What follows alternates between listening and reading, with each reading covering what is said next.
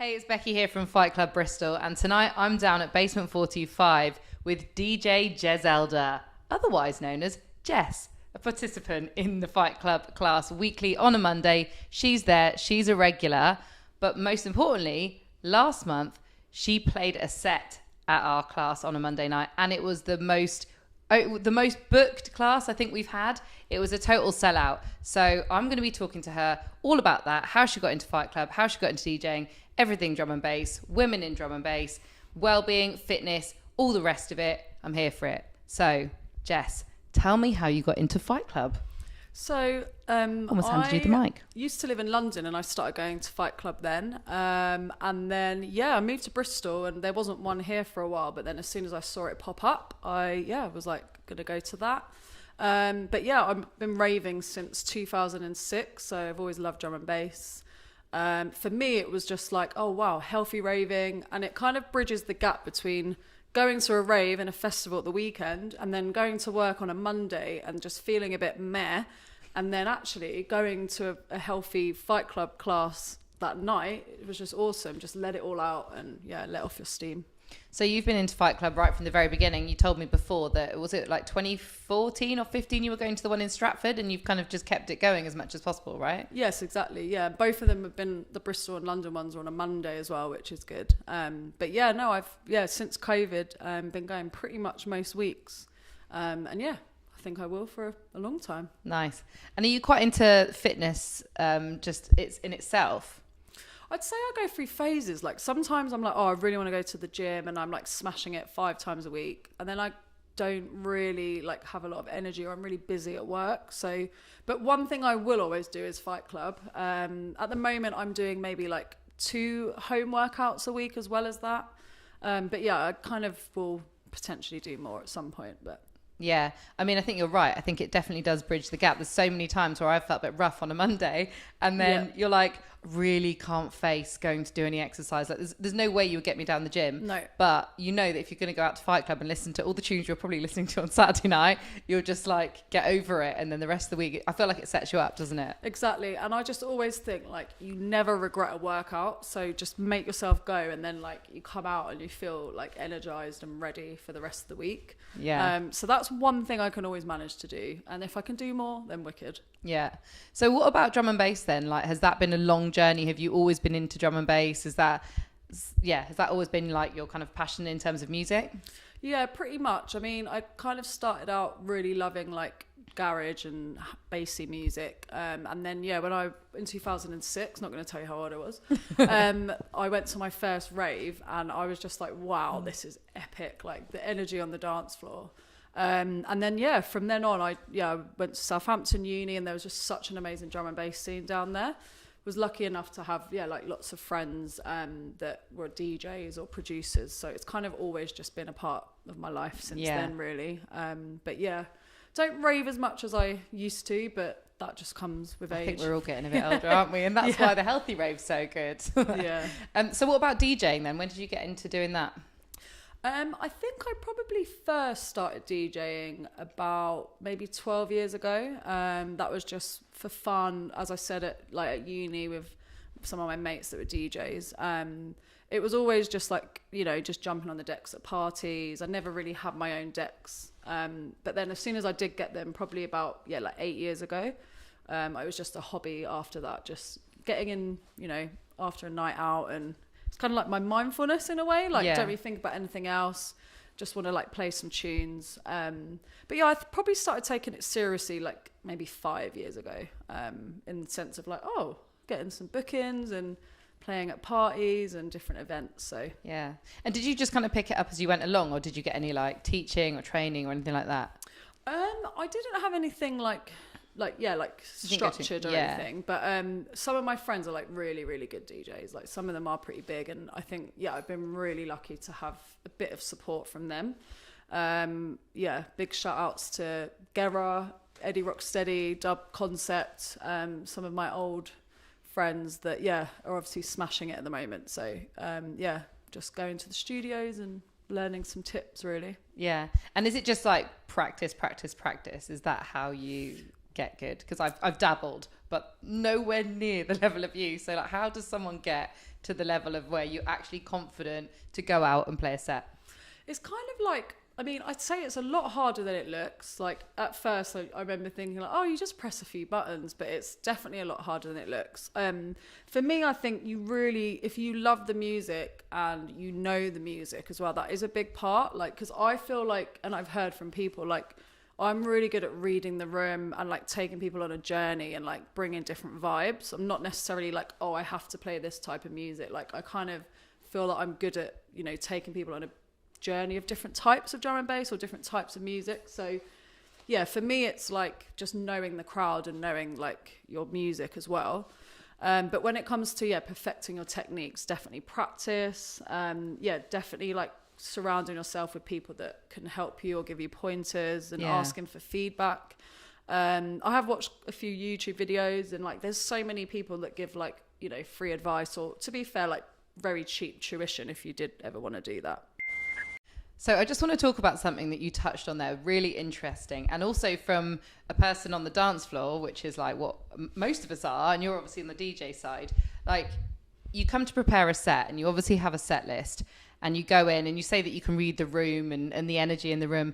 But what if the set list that you've prepared, even though you think it's absolutely banging, like what if that changes and how can you prepare for that and what do you do? To be honest, I feel like to be a good DJ, like you shouldn't always just go in and be like, I'm 100% going to play these tunes. Like, obviously, don't get me wrong, I'll plan a set and I'll like think, okay, what's the record label? What's the crowd going to be like? Are they kind of like old school ravers? Do they want some old school? Like, are they going to be young people? Do they want like newer drum and bass? Like, I'll always think that, but there's always like loads of other like playlists on your memory stick. I also throw in like maybe 10 to 20 tunes at the end of the set that are just anomalies that I think, okay, they kind of go, but like, let's just see, or like, you know, read the room, like see what happens. Yeah. But like more often than not, most times I do go off course a little bit. And I think you need to have that flexibility and try and get comfortable with that really, because that's what makes it like good on the day. Yeah. And night. Yeah. And it's interesting, like you're saying, playing to different crowds. So you DJ'd at a Fight Club class on a Monday night a few weeks back, and that was absolutely popping off, for want of a better word, better phrase. But how did you prepare for that? Because that's obviously quite a different crowd to what you're usually used to. Like, no one's drinking, no one's raving, we're healthy raving. So how did you prepare for that? Yeah, I'd say that one out of quite a few gigs I've played is like one I really did structure a lot more and think about and have a lot more time on it, because obviously it's so different. Like, you know, it needs to be completely high energy, not a lot of breakdowns, keep the kind of like the class flowing, not too many lyrics, because obviously we've got Nick who instructs the class but obviously does a lot of MCing. So for me that was one that I did think about quite a lot, but obviously going there for quite a few years now, I know what people like. You know, there's often times in the class where it's like, way banger or whatever, and I just think, okay, they're the kind of tunes that I definitely need in the set. But also I always will put like all different types of subgenres. That's just my style. To be honest, I like that. Like, I like throwing in maybe like a bit of a roller, a bit of a foghorny drum and bass tune that maybe just takes people a little bit off course and surprises them a little bit. Yeah, nice. And also what I noticed in your set that you played like some newer tracks as well. So a lot of the Fight Club sets that we get, they're amazing, but they've got a lot of the old bangers in, which everyone loves, are brilliant, but we don't often get some of the more newer tracks in. So I really liked that. What you did there was that, what's the name of that, how'd you say it? What's that, the Brazilian one? Like, do you know the Brazilian sounding one? What's that? Nia Archives. That's it. Thank you. You chucked that in at the end, and I think everyone was loving that. That was a good, and I kind of had in my head that I wanted to end the class with that. It's just a really good, like, feel good, like, go home and, you know, feel energized sort of tune. So yeah, I'm glad you liked that one actually. Yeah, I did, because it's very current as well. Yeah. So do you find that when you play out in clubs, or you know, you said you're different crowds, what do you think of like some of the newer tunes coming in? Because we're you know, we're a bit of an older crowd, we love all the old tunes, all the jungle tunes and all of that, but what about some of the new stuff? Because I feel like there is loads of newer drum bass. I feel like there's been a bit of a kind of, I don't know if it's a transition, but I feel like it dropped off for a while, and now I feel like there's so much. Like, do you have to really, as a DJ, keep on top of it? And do you play a lot of the newer stuff, or is it still mostly the classics? Yeah, I mean, as I say, it really does depend on the night that I'm playing at. And I will always do classics every single set, to be honest. But I will do a lot of new stuff as well. I mean, it all kind of changed during COVID. A lot of like younger people learning to DJ. Like, there's some really, really amazing like rising stars that are like 21, 22, 23. And that they're just got that either like natural talent, or they've grown up with parents that are ravers, so they've still got the influence, but they're kind of making their own style. Yeah. I mean, certain sounds maybe have got a little bit samey, but I'm not here to kind of, you know, chin stroke or like put any producer down. I just think that's just the beauty of the music scene in a way, like, you know. But yeah, essentially keeping on top of everything is a challenge. But I always listen to like mixes on SoundCloud. Charlie T, who's actually an old friend of mine, she's on Radio 1. So she used to be on Kiss and like do kind of Kiss radio, and now she does the Saturday night drum and bass show. So if you want to hear like new tunes, like listen to that. There's loads of ways to sort of keep on top of it, really. Yeah. But yeah, me and my friends share a lot of tunes, so we'll like send like WeTransfer links with a batch of tunes every so often, which is good. Nice. So you mentioned Charlie T, and like being a woman in drum and bass is something I wanted to ask you about, because I mean, I don't know, I feel like back in the day it was quite a male thing, but there are even just like the female side of it was a lot of just vocalists and stuff. So how's it been as a female DJ, which is kind of a bit of a different path, really? Yeah, I mean, to be honest, there were vocalists, but not loads. Like, and I remember 2010 being at a rave.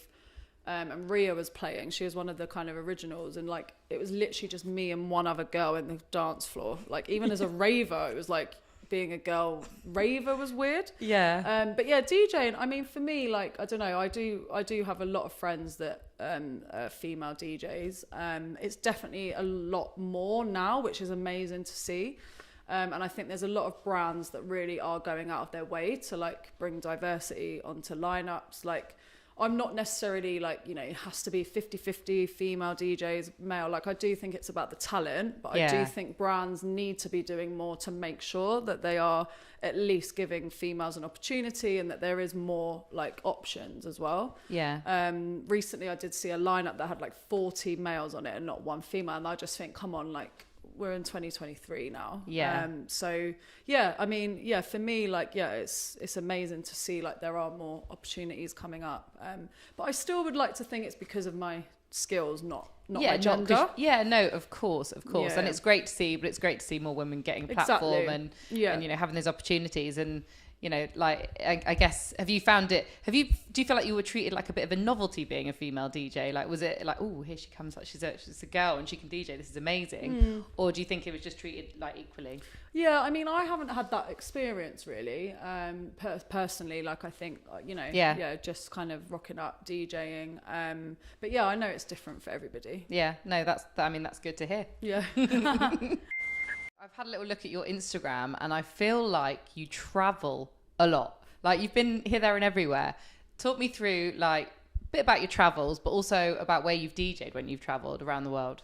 Yeah, I tell you what, travel is definitely up there with like one of my main passions. I'd say I've probably got 3. But yeah, I'm on a bit of a mission to travel the world.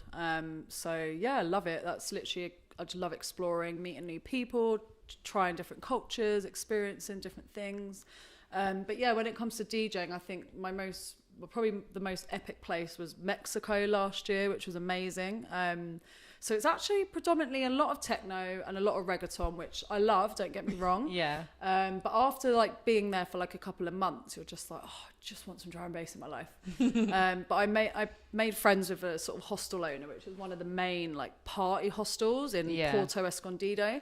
It's called Bonita Escondido, and they do big pool parties every week. Like, everyone knows about it. And basically, I had a chat with it. Actually, my friend was like, "Oh, she's a DJ." Like, I kind of still don't really do that, but and he was like, "Oh, send me a mix, and like we'll see if we can get you a set." And I sent it to him, and I said, "Oh, look, it is drum and bass, but I do like I can play house, garage, bit of Afro beats, you know, and see kind of what people like." And then, he was like, "Oh, come and play on Saturday." So I went with the intention that I was probably going to have to play like, 10 minutes garage, 10 minutes house, and maybe a little bit of drum and bass. Yeah. But as soon as I tested the water with a liquid D&B banger, it went like nuts. Like there was dancers and there was people coming in from the street, like literally a couple of tracks in. So yeah, I ended up playing for like 4 hours, which was quite funny. I was thinking I was going to clear the dance floor, but no. So yeah, and then after that, like a few other opportunities in Mexico came up, which was fun. Yeah, just kind of kick-started. Well, not kick-started, but yeah, started a bit then. Were you in Norway recently as well? Did you play a set in Norway? Did I see that? I did, yeah. I played a set in Norway. Bit of a different change there, but yeah, no, that was really fun. It was at a kind of warehouse party. But yeah, they actually loved drum and bass as well, which was fun. But yeah, that was good. I feel like everyone loves a bit of drum and bass. Like, even if they don't admit it, everyone loves a bit of drum and bass. My kids are going to love drum and bass. Exactly. I mean, mine already does, I reckon. Yeah. So what about anywhere else that you want to mention? Like Mexico, Norway, is there anywhere else you've played like pop-up gigs? Not loads like around the world, but you know, in the future, I think. But yeah, all over the country, London a lot, Southampton, different sort of places all over, really. So I hear that last week you won a DJ competition, an Intrigue DJ competition. Tell us about that. How did that come about? And how did you secure the win? So I've been going to Intrigue for a few years, and yeah, I've always loved it. It's actually my favourite drum and bass night. And I mean, it's one of those things where you're like, oh, one day I want to play there, but like, how do you really kind of get in there sometimes? Mm-hmm. So I got back from Morocco, and literally I saw that they were doing a competition, but it closed the next day. And they were asking people to submit a 30-minute mix. And then the next day I was like, right, I'm going to record a mix. And then I saw that it was midday, and I was like, oh my God. So I literally just recorded a set. But again, I thought about it a little bit. So I opened up the set with an MC Fats tune, because obviously he just passed away. And like, again, just a few kind of Intrigue, that my friend's got a release out on Intrigue's label. So put one of her tunes in it and just kind of crafted it a little bit. But then just recorded it one take and was like, wasn't 100% happy with it, but thought I'd get it in. And then, I found out I won. So nice. I was really, really happy about that. The event's on the 29th of April, and Jezelder's on the lineup. And where is that? Is that 29th of April? Where can we see you? That's at Lost Horizon. It's a day party, and it's being streamed as well. So it'll be on kind of YouTube and social media as well, which is good, because that means my dad can watch it and my mum. Love that. They're not coming down. I mean, they might do. My dad loves a bit of drum and bass, to be fair. So he potentially might, yeah. Oh, wicked. So tell us about any other upcoming gigs that are in the pipeline. Yeah, I've got quite a few actually. It's popping off a little bit. So next week I'm playing at the Plough, which is a really good pub in Bristol. It's at the Gourmet Warriors birthday party. The week after that, Easter, I'm playing in Southampton at Rhythm Drum and Bass, which I've played at before. But that'll be a good little Easter Thursday drum and bass gig. And then, a few more coming up. One at Basement 45, which is yet to be announced, but that's in early May for, quite a big music label. And Ministry of Sound, London. I've got a gig there in June. Again, it's not announced yet, so I can't really say any more, but that's going to be exciting, because that's a pretty well established club as well. Nice one. Okay, Jess, so we've talked about DJing, we've talked about drum and bass, we've talked a little bit about Fight Club, but what about you? Like, what do you get up to in the rest of the time? What's your day job? Yeah, so work is also a big part of my life, obviously. You're a pretty busy person. I mean, everyone's got to work to have to do all these things. I work in marketing. I do have my own business, but I'm actually currently working for an environmental charity. Okay, cool. It's quite a well-known one. It's in the media quite a lot. Basically it's all around like just helping innovators and solutions to scale up. Okay. So there's a lot of there's some prize money every year that gets given to the winner of each category, and it's all around how you can repair the planet. So, amazing people that are doing something to restore and revive our oceans. It's really, really exciting. That involves quite a bit of travel as well, which is good. And I'm also a coach, so I help businesses and brands and charities grow online. Okay. Which I love actually, because it's just really nice to be able to give tips and support to different businesses to help them with their livelihood. Nice. I could do with a few little tips myself. Yeah, Thanks cool. very much. We'll talk later. Email. One thing that I spoke about this with Colette Warren a little while ago, is about well-being and like, you know, we've all done the raving thing and now we're kind of more into healthy raving. But what about well-being? How do you like, if you're doing a gig that's really late at night, like how important is well-being to you and like looking after yourself? Yeah, I think it's really, really important, to be honest. Like, I really do strive for living like a balanced life. I'm trying to, I've worked a lot on like my self-awareness and like self-care, and like, you know, if I know that I can sense that I'm struggling a little bit, then I'll actively go and try and kind of work on that. So for example, like I felt a bit burnt out like a couple of months ago. My job was just mental, like it was a very busy period. Obviously, like partying and stuff, and I just thought, do you know what, I need to go and do something to like just switch off, even from my phone and like social media and like being on a computer, because that can be quite draining as well, and not like, you kind of need breaks. So I went on a retreat doing yoga, meditation, surfing in Morocco. Didn't go on my phone, like, other than to tell my mum I was alive. Other than that was the only thing. But I read 2 books, ate really healthy, didn't drink all week. So it was really, really nice. And to be honest, I do feel a lot better for it. Yeah. You definitely need a bit of that in your life. I feel like when we were maybe a bit younger, we could hammer it a lot harder. And now we've really got to find that balance. Exactly.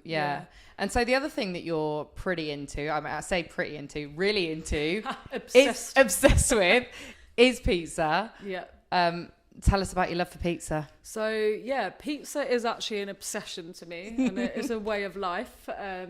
I did go through a phase of eating it about 4 times a week, but you know, it's impressive. You've got to have well balance, as we just said. So pizza is healthy though, in my opinion, as far as takeaways go. You can get vegetables on it. Exactly, and it's just tomato and cheese. Like there's nothing wrong with that. But I absolutely love it. Like it's become like its own kind of like thing in my life. So for fun, I basically set up an Instagram page. This was years ago, before anyone was kind of doing that. And it just really took off. Like, I think with my traveling as well, it was like I was trying pizza in different places, meeting different people that then were like tagging me in pizza restaurants in Amsterdam or Brazil, like, hey, I thought you should come here, I'm thinking of you. And I'm like, well, people are actually thinking of me while they're eating pizza, so I could maybe do something with this. So I started like blogging, and to be honest, that is a little bit on the back burner, like in the last. Sounds like you've got a lot going on. Yeah, fair enough. Fingers in too many pies or pizzas. Pizza pies. But I think I've kind of switched to like DJing as my kind of main thing, because you can't do everything, but it's still there, and I'm still eating pizza, and I still love it. So So if you've eaten pizza all around the world, like, do you remember the best pizza and where it was? I do. It was in Rome, and I can't actually remember the exact name, but it's on my blog. Obviously Italy, the best one in the UK is actually, my favourite is VIP Pizza in Brighton. Interesting. It's amazing. It's authentic. It's been like family run. It's been there for years, and like really good menu, really good value for money. Best one in Bristol, unfortunately, actually just shut down, which was Pizza is Lovely, which is a Detroit style pizza place that another pizza blogger had actually set up.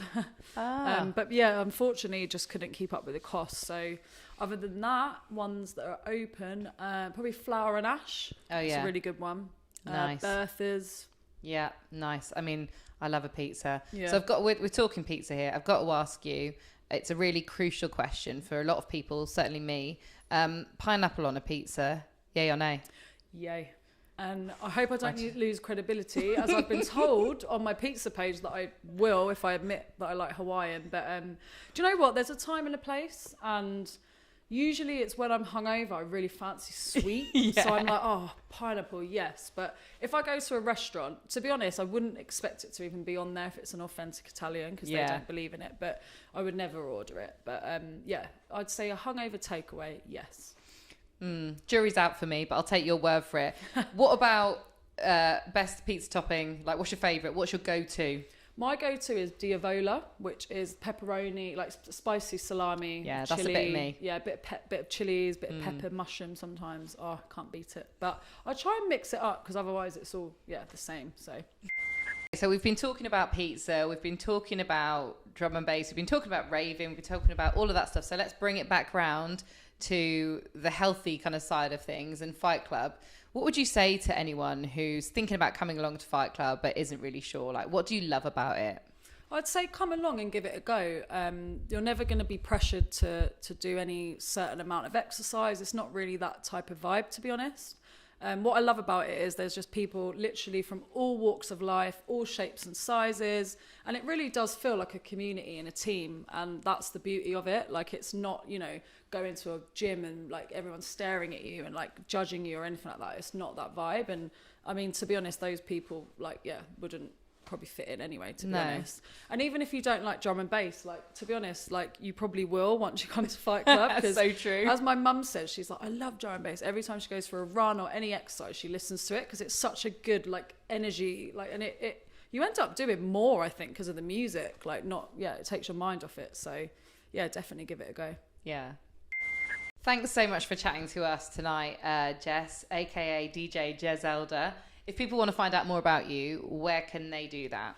So you can find me on SoundCloud, Jezelder, all one word. I tend to put a mix up. I try for once a month, but sometimes more, sometimes less.